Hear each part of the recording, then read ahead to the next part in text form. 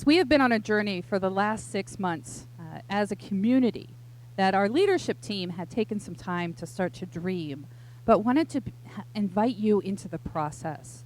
One, they valued transparency, but also they knew that we are better together.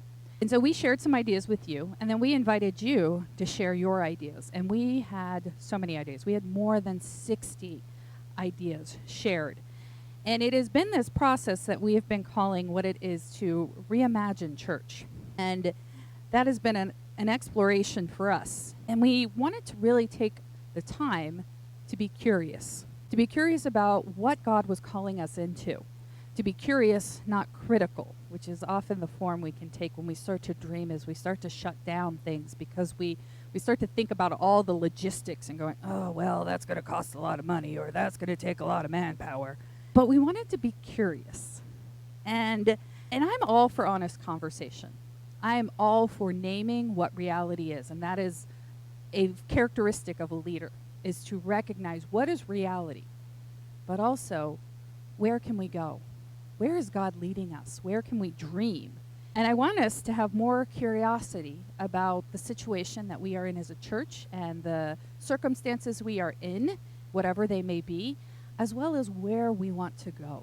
And that is a beautiful thing to kind of contemplate. And my hope in this journey of faith that we are on together, that we have more curiosity than we have criticism, that we are curious every day about what God is doing, what God is leading us into, how God is shaping us as people to be more reflective of his love and grace, to look more and more like Christ. And too often we have more criticism that we hide as critical thinking. We have more criticism sometimes than we have curiosity, and we hide that as critical thinking.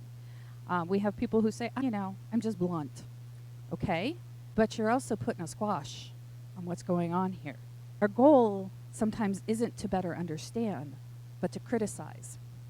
And in criticism, we often think we are helping, but we are really trying to control and correct. Now, my husband just took a new job, and he was fascinated by the characteristic that they articulated that they looked for most in candidates and new hires. They wanted to see curiosity. And I thought that was so interesting, and that they are trying as a company to cultivate a culture of curiosity. And then John, who loves to show me videos from YouTube and reels that he finds in the midst of his social media scrolling, he shared this experiment that was done that I think really does illustrate sometimes what happens when we don't ask good questions, when we don't take the time to be curious. So take a moment and view this with us. Scientists placed 4 monkeys in a room with a stepladder upon which there was a bunch of bananas. Whenever a monkey went to climb the ladder, the other monkeys in the room were sprayed with cold water. After a while, each time a monkey went for the bananas, the others would attack it to prevent it from doing so. The monkeys learnt to never climb the ladder. But then, one of the monkeys was removed, and a new monkey wearing a raincoat was introduced. Naturally, this monkey went for the bananas, and it was customarily attacked and prevented from doing so by the others. This new monkey learnt not to climb the ladder. So when another monkey was substituted in and made for the bananas, all the others attacked it, including the one in the raincoat, despite the fact that it had never been sprayed with cold water. A third monkey was substituted in, and then a fourth final monkey. And still, whenever a monkey tried to climb the ladder, the others would prevent it from doing so, even though none of them had ever been sprayed with the cold water. When asked why this was, one monkey said, "That's just the way it is." I want to find where they discovered a talking monkey, or maybe monkey as a metaphor for people. But I think it's very true of sometimes the reality that we live in organizations that we're a part of, in places that we work, and it can be true of churches. That's the way it is. That's the way we've always done it. We tried that once, and it is what it is, which is a more recent way for us to kind of dismiss and to say we can't change things. It's just the way it is. Or is it? And I think we use these comments to shut down curiosity, to look at the world through a very narrow lens. But the thing is that curiosity powers us to embrace humility. And it is a characteristic of being a Christ follower to have humility. So we've been doing this journey for the last 6 months, as I said, to reimagine church, to allow curiosity and creativity to guide us just in the process. Because you know what? Ideas don't really cost us anything. Dreaming doesn't cost us anything. So some things in this process have become clear, and some things aren't necessarily clear yet. But I think we'll get there, and that's okay. I want to take some time this morning to explore one of those places that I think we're having some clarity.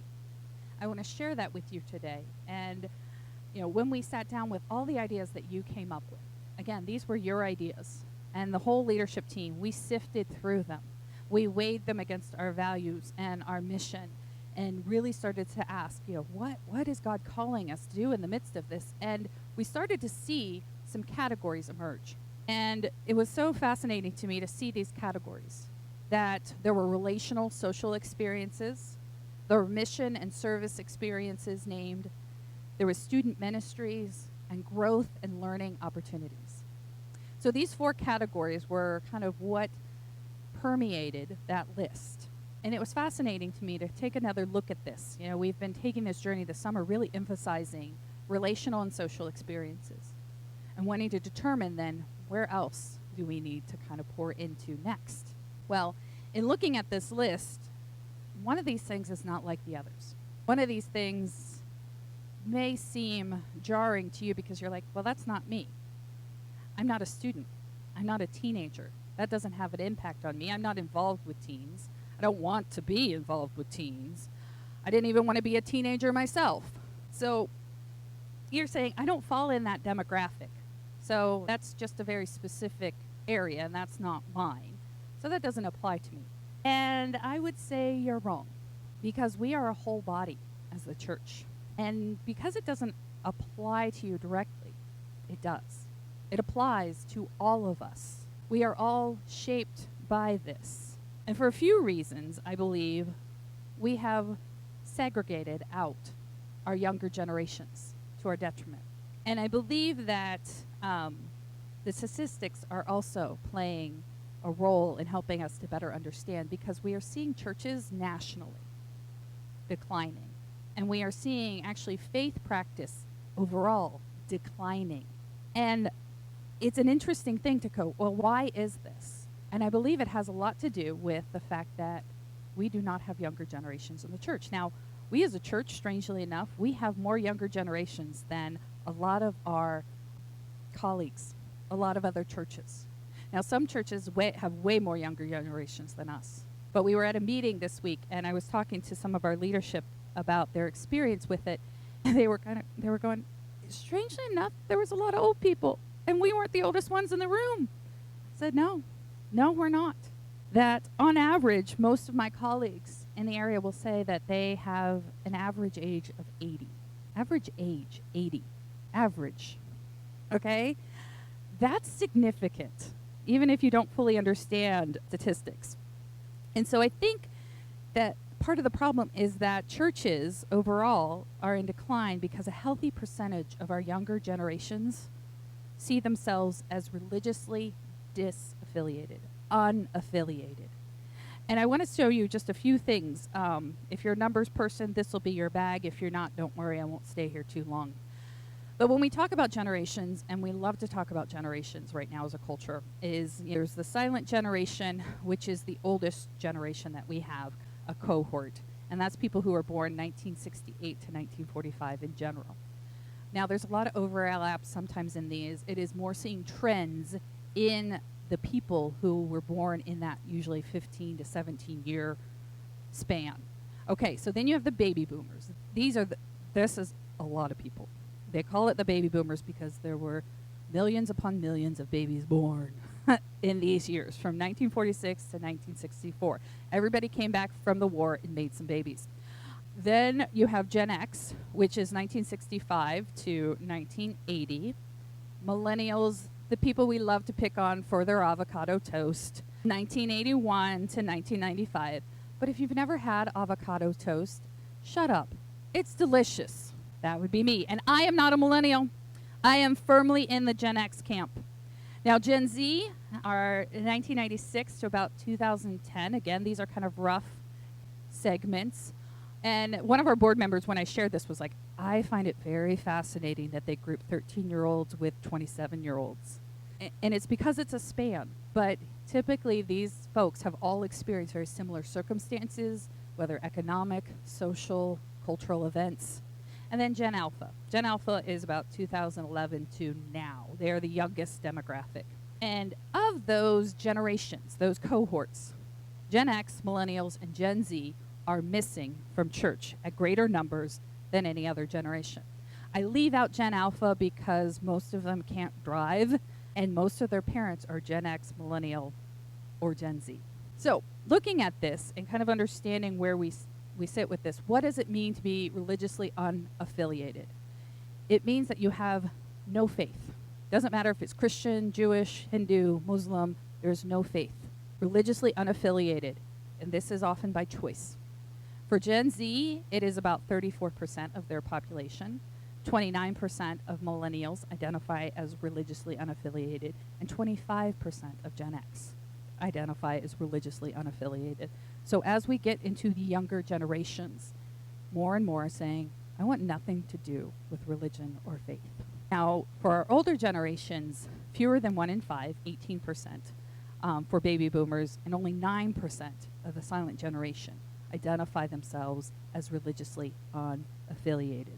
See, and the thing is, it is across cultures. So this is not just a Christian phenomenon. This is across cultures. I think this is a cultural phenomenon that we are experiencing as Christians. And so across cultures, it's interesting, though, a majority of the turning point for young people is when they graduate high school. That 50% of them will kind of turn away from their faith. They will drift from God. They will drift from their faith community. And they often don't return. Or if they do, so of that 50%, only half will return. So right off the bat, we're losing about 25% of our young people as soon as they graduate high school. I find that interesting and disheartening. And so as we look at this and kind of think about what does this mean for us as a faith community, what does this mean for us as Church in the Mall, it matters in a lot of ways. There are a variety of things it matters in. One of the things is that the church is aging out. We all die. We're dying. And we don't have younger people coming in. So naturally, we're going to shrink. And looking at the overall church engagement, there is a lack of young people overall, dramatically so. But even more so, it matters because our mission is to make disciples of Jesus Christ. This comes to us from Matthew 28, verse 19. Therefore, go make disciples of all nations, baptizing them in the name of the Father and the Son and the Holy Spirit. There are a whole bunch of people out there, younger generations, who have never heard the gospel in a way that is real and tangible. They've never experienced, maybe I should say that, not heard, but experienced the gospel in a real, tangible way that is life-changing. And so thinking about, okay, really, for me, it's not so much, oh, churches are declining. It's that we have lost sight of our mission. We have ignored entire generations to our detriment. It's kind of like we stopped making disciples after we got the boomer model. We didn't invest anymore in making disciples so much. Our churches reflect that lack of attention. And the thing is, there's this beautiful reciprocal relationship that happens when we invest ourselves. I'm very intentional of using this word, ourselves. We invest ourselves on purpose in younger generations. Not only do we see them come alive in faith, the church community benefits. People who are way smarter than me, who spend a lot more time studying and evaluating demographics and statistics, have taken a look at churches that have invested in younger generations and have seen that pay off in a way. That they actually have this beautiful thing that happens across the board at the church.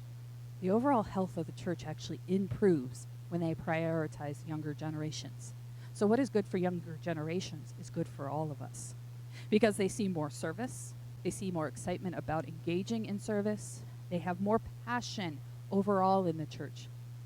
Their passion is infectious. They'll actually start to see more innovation, more willingness to try new things. Often youth ministry is the one that leads the creativity in a church. Well, when that is a value overall, it spreads throughout the church itself. And so these churches that have turned their attention to prioritizing younger generations have actually seen the overall health of their church improve. It's so fascinating to me that when we release young people into faith and service, amazing things happen. I've seen it on mission trips with teenagers. I've seen it in this church with a young woman who started our nursery. Did you know our nursery was started by a 16-year-old? Yeah. That child is now, moving into her career and in med school and doing great things, but we got to be a small part of her story because we gave her permission and authority to lead. That is what happens when churches invest in younger generations. And we've always had a heart for young people. We have always done ministry to children. I think one of our biggest, investments sometimes in younger people is our work with the Susanna Wesley School in Anapra, Mexico, a school that serves children across the border from us.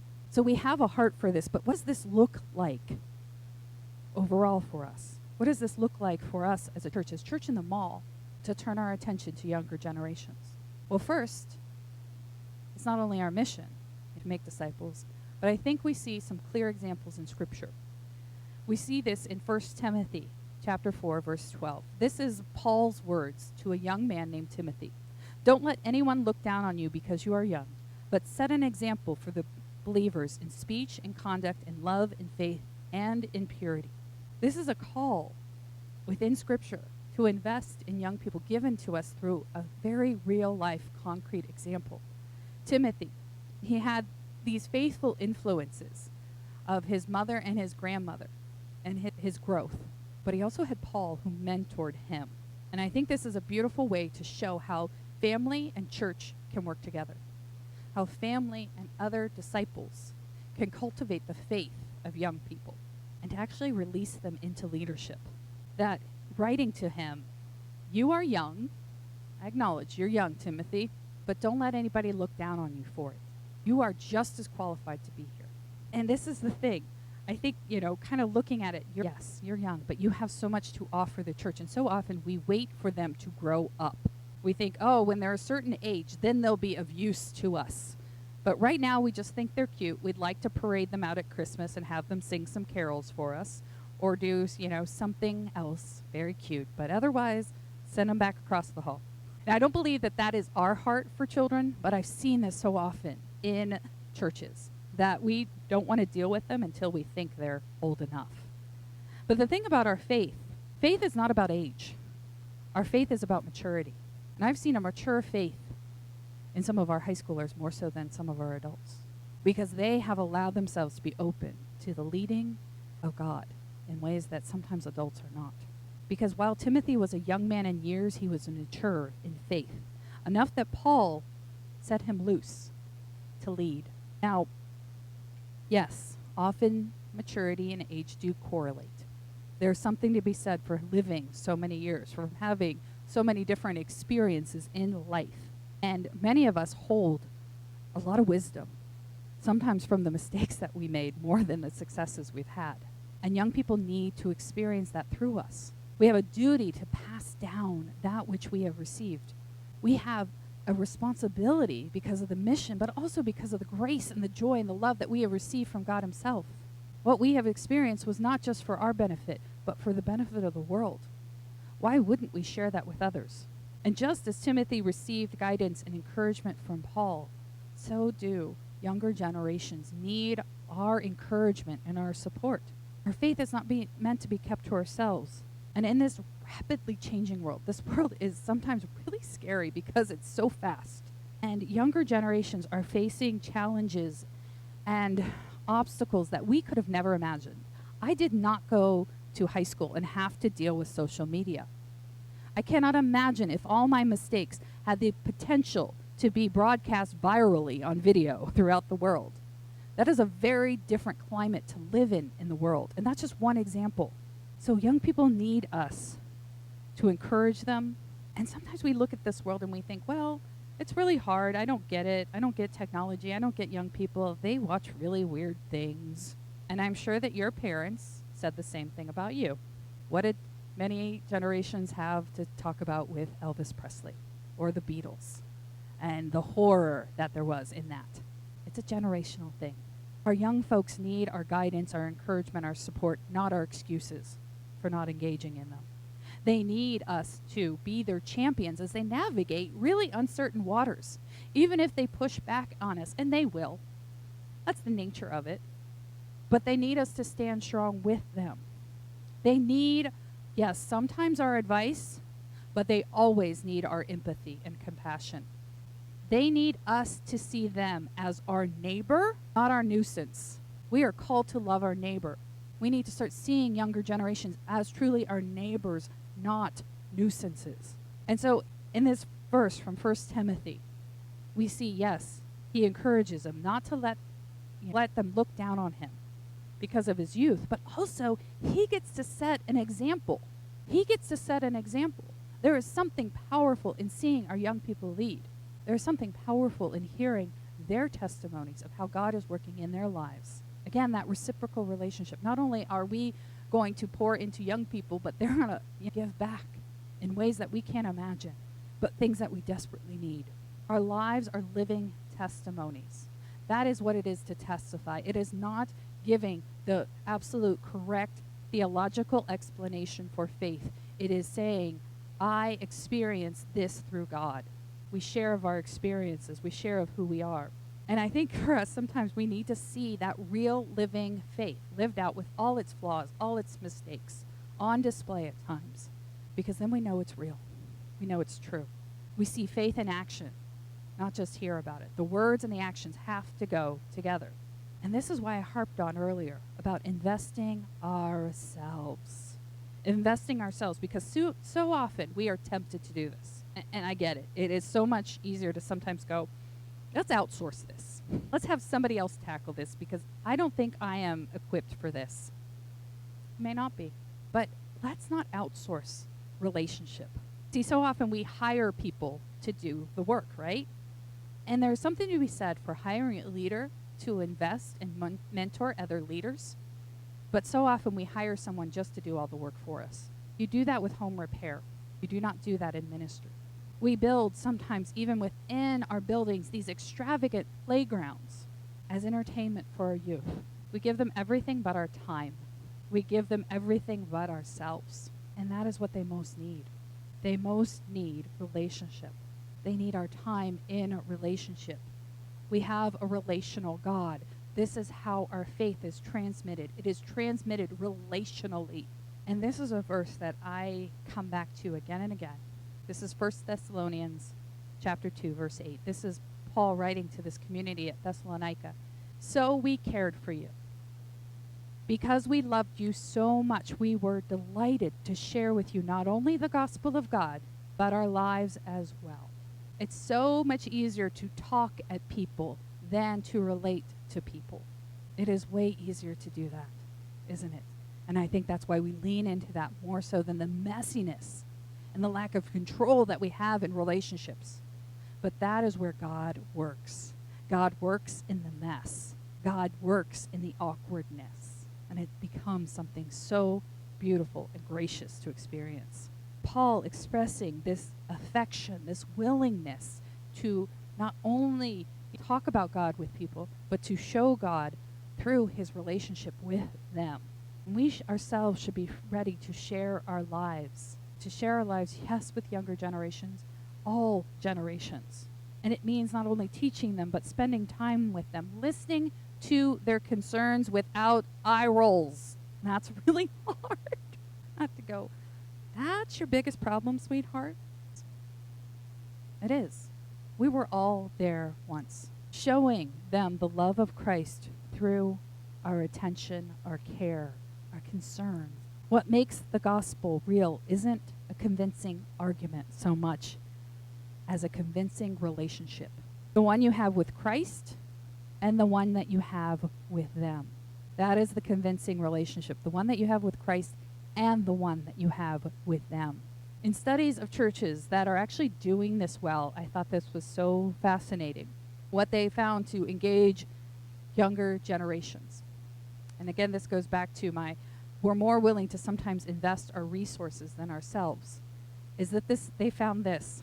This is what doesn't matter, but so often we think it does. Doesn't matter the size of the church, so size doesn't matter.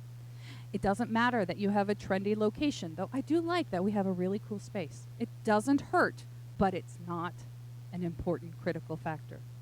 What doesn't matter is being cool or hip.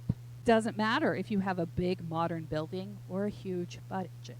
Now, I will say, those things can help, but they're not required. What does matter is for younger generations to feel at home, that there is a relational warmth there, that they feel like they are in relationship with the community, that the church itself makes younger generations a priority. And I want to remind us again that church has nothing to do with the building and everything to do with the people. So if we as the church, the people, the gathering, are willing to invest ourselves in younger generations, it will change the dynamic. So, yes, as a church, our leadership has decided that we are going to align some of our resources to make reaching out to younger generations a priority. We are moving towards that. Yes, there's going to be a financial cost to it, but it has more to do with music ministry than it does with younger generations. I shared this last week, and I'll share it again, that we are moving towards this direction we've realized over the last year that we had a lack of volunteers in our music ministry for a variety of reasons. And because I do not play an instrument, you do not want me leading you musically. Trust me on this. I asked Kevin to step into that role for the majority of the Sundays. Tom and Aaron are wonderful members of our community, and I love them, but they are not available for the majority of Sundays. So Kevin has been filling in that role for us, but that has also taken him away from pouring into younger generations, pouring into young people. And relying on Kevin to lead us in that area is a temporary solution. And it's taken him away, like I said, from newly assigned duties to care for youth, students, teens, whatever you want to call them, in our community, as well as the larger community. Now, I say this, and I've said it, and I'll say it again. Kevin's a good musician. He is an exceptional pastor, in particular to younger generations. If you have never seen him in that role, it's shocking, not because you don't expect it from him, but because it is almost seeing magic. My husband, a few weeks ago, went to gather our children for communion to come back over, and he told me this later on after church. He's like, can we teach people to do what Kevin was doing on Sunday with those teens? I said, yes and no. Yes, a lot of those skills can be taught, and then there is just his natural affinity for it. I want to release him to do that more. And today you got to see a little bit of a demonstration of what we're doing in the interim. Kevin's going to lead us in music in the beginning, and then he's going to hustle over there with our younger generations to teach and encourage them. That is our temporary solution. We are planning to hire someone to lead music. And so right now he's doing a little bit of a double duty. Remember, he is part-time. He's 20 hours here. So doing music and this bit with youth, that takes up his time. I want to free his time to do more of what he is great at, what he is exceptional at. So, this is our dream. And right now we are limited in our dream until we free Kevin from music. And this is a goal, by the way, that is bigger than just moving some responsibilities around. Because like I said, we want to invest ourselves. Speaking not in the royal, speaking we as this community called Church in the Mall, we want to invest ourselves in younger generations. And I want Kevin to lead us in that. But we all have a piece to play in this. This is not about putting Kevin into a position to be the hired gun, to be the only one who works with youth. That's very limiting. He's one person. I don't know if you realize that, but he's one person. So automatically there's a natural limit. But yes, we want him to mentor the youth in our community. We want him to mentor the youth in our church. We want him to mentor adults to also mentor youth. Because this isn't just about caring for our generation, younger generations. It's caring for all the generations to care for each other. This is a whole church task. This is a y'all moment. Timothy had his mother and his grandmother, and he had Paul, and probably other mentors as well, who encouraged him in his faith, that led him into leadership. Students need as many champions as they can get. They need to know that they belong here, and you play a significant role in that. It's not just what Kevin and I do. It's not just what small group leaders do or Sunday school leaders do. It is what we all do to welcome younger generations into our midst, to care for them. They need folks to intentionally invest in their faith development. And I believe there are some mentors out there. You may just not know it yet, but I have a feeling the Holy Spirit's going to work on you. This isn't a contract job that we are doling out to Kevin or anyone else. This is not something we are outsourcing. The church body is here to partner with families in all areas of life, to nurture students in their faith. Because the reality is, they're the church now. They want people who are approachable and willing to listen, don't you? So often we think they're an entirely different animal. Yes, they're adolescents. Yes, their frontal lobes aren't fully formed yet. But they need us to walk alongside them in that journey, not only in maturity of body, but also maturity of spirit. They need folks who genuinely care about them, who pay attention to them, who give them the relationship and give them the time and the patience that relationships require. It's a way of living out that commandment to love our neighbors as ourselves. Treat them as neighbors, not as nuisances. And regardless if you step into a formal role with younger generations, regardless of this, we all are responsible, and we all need to be engaged in this effort. We are all responsible for the culture here. Culture always eats strategy for breakfast. It's its favorite breakfast. So let's make sure our culture is one that invites all generations in, listens to all generations, encourages all generations, empowers all generations.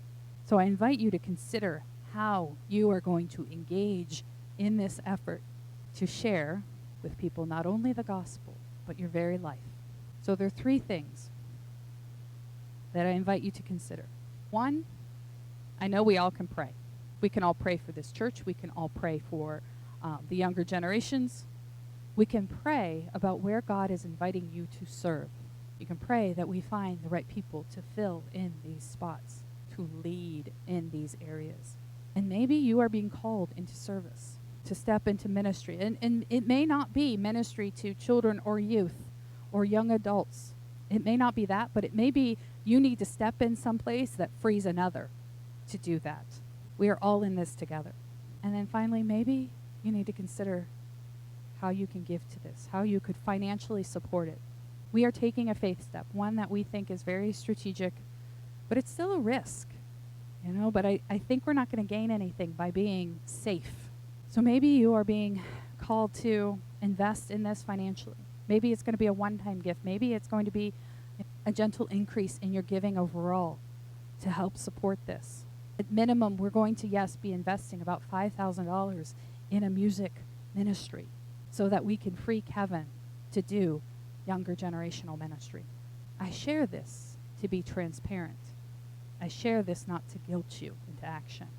I want you to know, yes, what I said earlier, doesn't matter the size of the church. It doesn't matter the budget. It matters about the people. It matters about the relationships we're willing to offer. This is a piece that maybe God is calling you to step into. We all need to be more curious about where God is leading us, how God is calling us to care, to mentor, to disciple younger generations. We need to ask more questions, and we need to listen a whole lot more. The whole church needs to treat them like they are the church of today, because they are. The whole church needs to treat them like they are the church of today, because they are. The truth is, every church needs young people, and we need older people. We need all generations. We need the beauty and the diversity of creation in its fullness here. Their passion enriches our experience, and our wisdom is something that can nurture them. Their curiosity that they bring to Scripture is amazing and forces us to ask hard questions of ourselves, as well as to offer them the steadfast trust that we have experienced in life of walking with God for decades. This helps us keep ourselves fresh and meaningful.